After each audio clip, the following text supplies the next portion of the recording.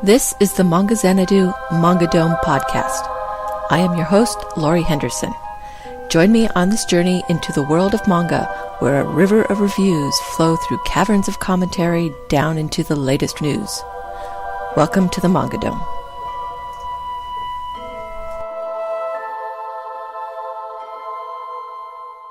In the news, new manga from Yuna Kagesaki. Yuna Kagesaki, creator of Chibi Vampire, Karen, and Ion, Hekikai no Ion, will have a new manga series starting in the August issue of Fujimi Shobo's Monthly Dragon Age. The announcement featured a cat girl similar to the one that appeared in another Kagesaki series, Vampire Neko Musume Sodotan, an adult series that ran for one volume in 1998. Kagesaki is one for one with me. I loved Chibi Vampire but had reservations about Ion. I have a feeling I'll have the same reservations about this new series. The text in the announcement read, "Please pet me more, master." This doesn't encourage me, which is too bad. I really want to read and enjoy more of Kagesaki's work. I just can't do it with the ecchi. New manga adaptation of Gundam 0083. Mobile Suit Gundam has been getting a lot of attention recently in the manga sphere, thanks to Vertical's limited editions of Origin, an adaptation of the original series. Kadokawa's Gundam Ace magazine has announced that it will debut a new manga adaptation of another older Gundam series, Mobile Suit Gundam 0083 Stardust Memory. The story takes place between the first series and its sequel, Mobile Suit Zeta Gundam. It's 3 years after the end of the One-Year War, and a rogue Zeon faction, the Delez Fleet, has stolen the nuclear-armed GP-02A Gundam prototype. It's up to rookie pilot Ko Uraki in the GP-01 Gundam prototype and the crew of the Albion to stop them. The series is illustrated by Masato Natsumoto, who also did Gundam Lost War Chronicles, which Tokyopop released 2 volumes of, and is written by the original director of 0083, Takashi Imanishi. I wish we could get more Gundam manga like this legally in the US. If Vertical's Origin does well, maybe we can. Going Merry to get own TV special. Even though this is anime news, I want to bring it up anyway because One Piece is one of my all-time favorite shonen, and this is about one of the best characters in the series. Yes, the ship the Straw Hat Pirates sail on is a character in the story. This TV special will feature all-new animation of the crew's story arcs with their first ship, the Going Merry.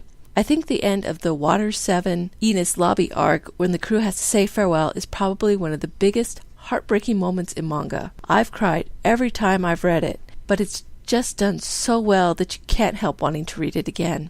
I'm so happy the Going Merry is getting this special. It so deserves it. If and when it comes to Crunchyroll or Funimation, definitely watch it.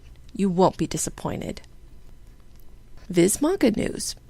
And we are back to the lopsided divide on the Viz Manga Top 10 list, as well as a nearly clean sweep of titles appearing for the week of June 11th, 2013.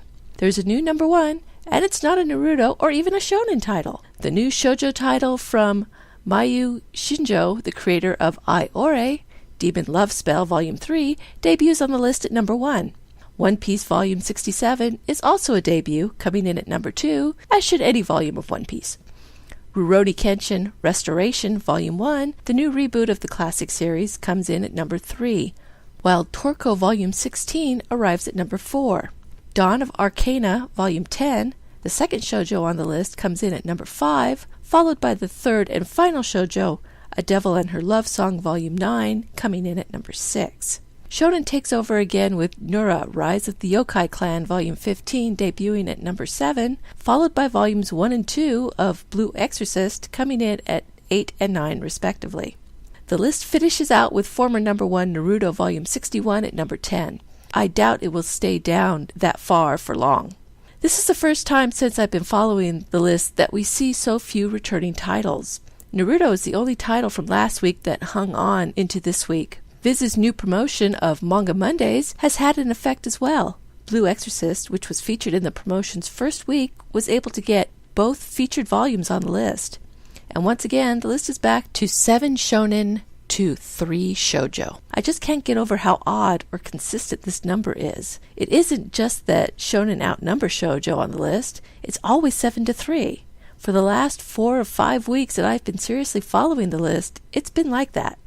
I don't get it. Viz added some more titles this week. 2 new shoujo titles joined the list. Kase Hikaru is about a young samurai woman who, after her family was killed, decides to join the Shinsengumi and disguises herself as a boy to do so.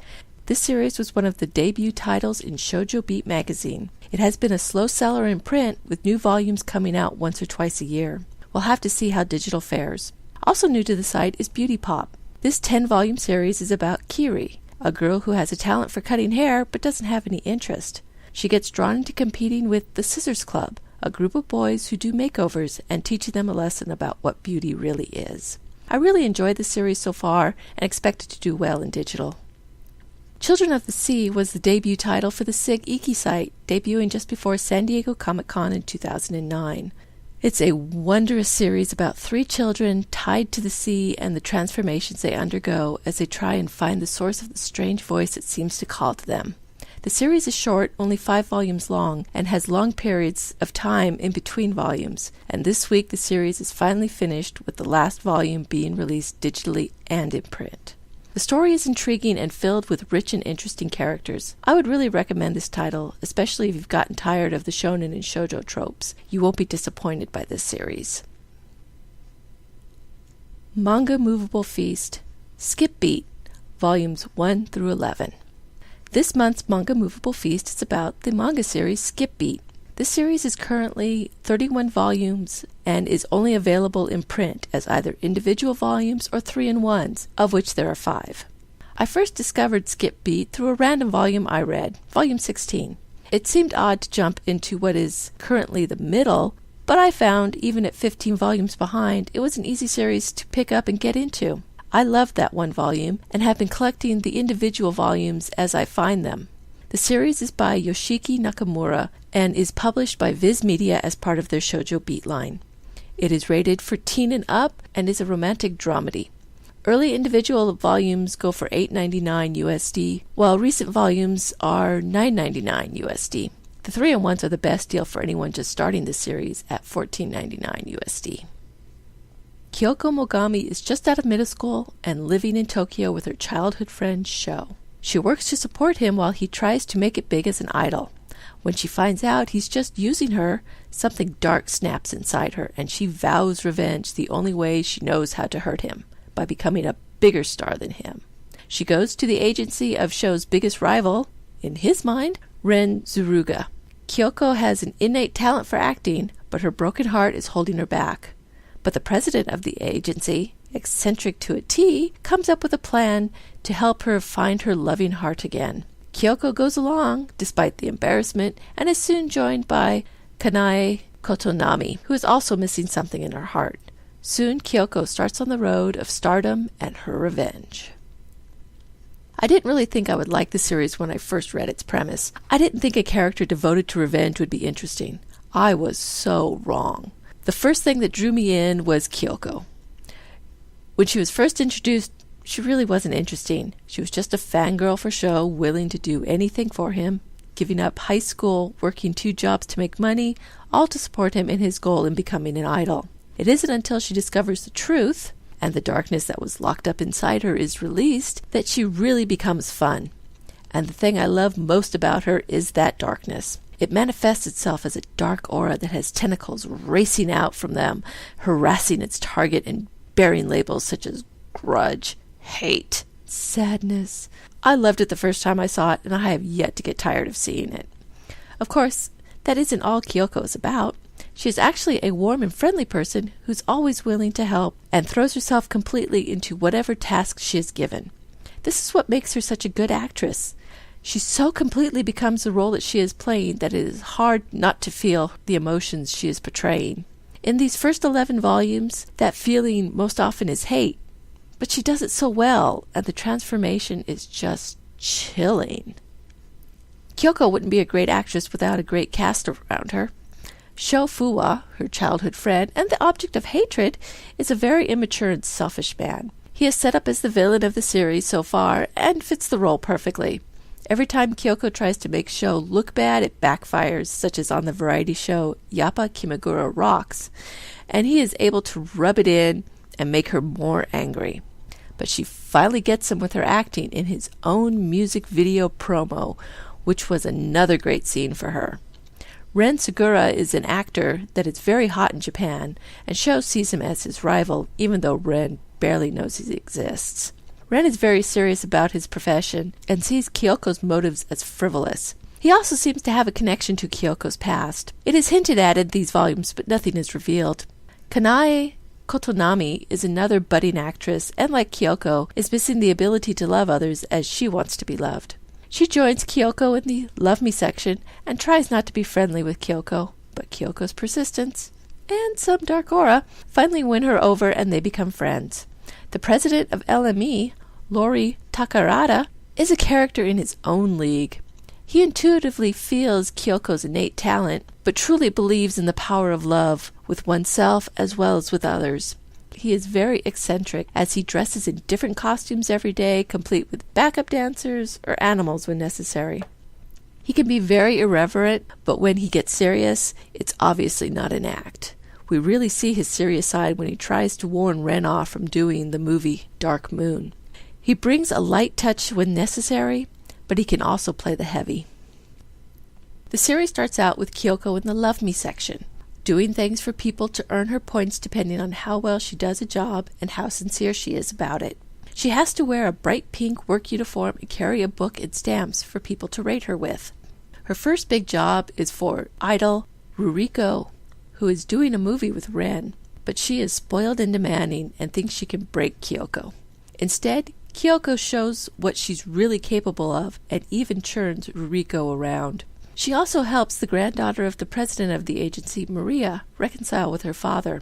I really enjoyed these stories since they aren't the typical friendly girl helps people. Kyoko's way of helping people usually ends up with her dark aura playing a part, especially with Maria. She begins to like Kyoko more because of it instead of in spite of it. As the stories move into Kyoko getting acting work, it becomes more about the relationship she's been building with Ren and his manager Yashiro and Kanae. They all help her grow as an actor, though she is still pretty naive as a person, which is actually kind of cute. There's very little I didn't like about Skip Beat. The only thing that really stands out was the rival that was brought in for Kanae during the Courant drink commercial audition. The whole rich girl trying to keep the poor girl in her place really felt forced and out of place. She was a good foil for Kyoko and Kanae's acting, but I really didn't like the whole concept of her suddenly appearing and seeming that her whole existence was to keep Kanae from acting. It just didn't work for me. Skip Beat so far has been a great series. It's fun and has some great light moments, but can pour on the drama when it needs, and not in a melodramatic way. With so little that I can find wrong, I have to give the series my highest recommendation. You are really missing out on something if you pass this series up. I give it a 5 out of 5 stars. Thank you for listening to the Manga Xanadu Manga Dome podcast. You can find links to the stories and books discussed here in the show notes at manga.jdragononline.com. You can email me with any questions at xanadu@jdragononline.com or leave a comment on this post. Rate me on YouTube and follow me on Twitter at Manga Xanadu, all one word. Until next time, farewell from the Manga Dome.